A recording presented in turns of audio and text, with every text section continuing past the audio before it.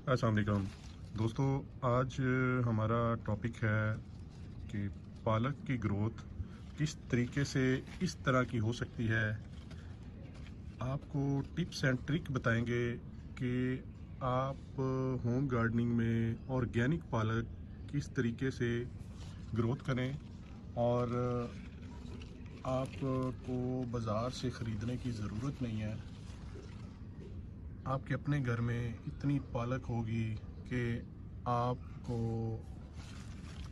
बाहर की बाज़ार की फर्टिलाइज़र वाली पालक खाने की ज़रूरत नहीं है। अपनी पालक उगाएं ऑर्गेनिक मेथड के तहत और ऑर्गेनिक खाएं। हमारे चैनल के साथ जुड़े रहें।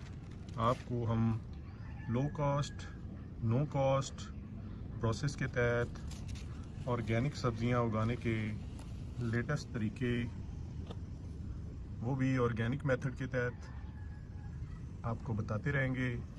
अब आपको बताते हैं कि ये जो पालक है ये ऑर्गेनिक मेथड के तहत हमने इसको उगाया है। इसकी मिट्टी तैयार की गई। मिट्टी तैयार करने के बाद हमने पालक के बीज इसके अंदर, ये हमारे पास एक टैंकी टूटी हुई थी उसके अंदर हमने लगा दिए।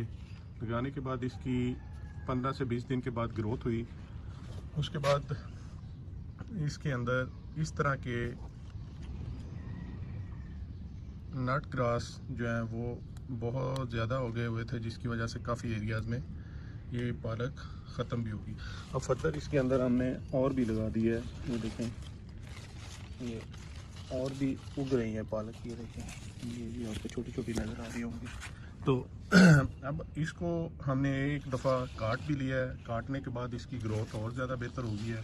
सिर्फ इसको एक ही तरीके से फर्टिलाइज़र, लिक्विड ऑर्गेनिक फर्टिलाइज़र दी गई है, जो कि शायद आपने इससे पहले मैंने आपको वीडियो भेजी है, लिंक भी भेज दूँगा। उसमें डिटेल से दिखाया गया है कि वो हम फर्टिलाइज़र जिसमें हमने गोबर की खाद को डीकम्पोस्ट किया, उसमें से जो लिक्विड फर्टिलाइज़र निकली वो हमने एक तो ये पालक को डाली। उसके बाद हमने धनिया को वो लिक्विड खाद दी। दोस्तों, आपको दोबारा वही तरीका बताते हैं जो लिक्विड खाद बनाने का तरीका है। हमने इस तरह गोबर लेना है। गोबर को अच्छे तरीके से छोटे छोटे पीसीस कर लेने हैं और इन पीसीस को हमने तो ये जब यूज़ किया है तो हमने इसका डीकम्पोस्ट बनाने के लिए रेडी किया है। तो आप भी इसका डीकम्पोस्ट बनाएं। पहले लिक्विड खाद को यूज़ करें, उसके बाद उस डीकम्पोस्ट को यूज़ करें तो रिज़ल्ट्स और ज़्यादा ज़बरदस्त आएंगे। इस तरह टब लें, टब के अंदर ये गोबर डाल दें। गोबर को अच्छे तरीके से छोटे छोटे पीसेस करने के बाद इसमें पानी हम ऐड करेंगे ताकि पानी अच्छे तरीके से इसको मिक्स कर दे और जो इसके अंदर हार्ड पैन या सख्ती है वो ख़त्म हो जाएगी। तो फिर भी हम इसको आहिस्ता आहिस्ता से छोटे करने की कोशिश कर रहे हैं। ना सही तो ये 2-3 दिन के बाद खुद ही इसके अंदर गल के तो छोटे पीसेस में कन्वर्ट हो जाएंगे। तो फिर हम जो है इसका पानी कुछ दिनों बाद, आलमोस्ट कोई 2 दिन बाद हम निकाल लेंगे और ये पानी हमारा बेहतरीन लिक्विड खाद के तौर पर यूज़ होगा।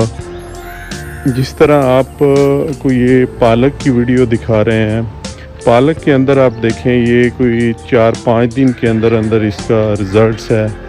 क्या ज़बरदस्त रिज़ल्ट है। यही इस तरीके से आप किसी टब में, किसी, हमारे पास ये डस्टबिन अवेलेबल है, हम 2 दिन के बाद वो जो पानी है लिक्विड गोबर के अंदर उसको हम इस तरीके से निकाल लेंगे और इसी लिक्विड खाद को हम पालक के ऊपर अप्लाई करेंगे ताकि जैसे आपने रिज़ल्ट देखे आपको डिटेल समझ आ सके कि ये इतने अच्छे रिज़ल्ट्स हमने कैसे लिए हैं। तो ये पालक थी, ये इस तरीके से हमने पालक को ये लिक्विड खाद दी। ये देखें, साथ हमारे पास धनिया भी है। हमने पालक और धनिए दोनों पे ये लिक्विड खाद अप्लाई की, उस ये देखें इस तरीके से, और फिर उसके बाद के रिज़ल्ट्स आपको दिखा रहे हैं। इतने ज़बरदस्त और ऑथेंटिक रिज़ल्ट्स हैं। ये 3 से 4 दिन के बाद का रिज़ल्ट है। आप देखें कि वो उसकी ग्रोथ कितनी ज़बरदस्त है। ये मतलब आपको देखें अनएक्सपेक्टेड रिज़ल्ट है। मुझे भी देख के बहुत ज़्यादा खुशी हो रही है कि इसकी इतनी ज़बरदस्त और हेल्दी ग्रोथ है। अब रेडी टू कट है, इसको हम काट लेंगे और पालक गोश्त या साग बनाएं तो क्या मज़ा होगा इसका।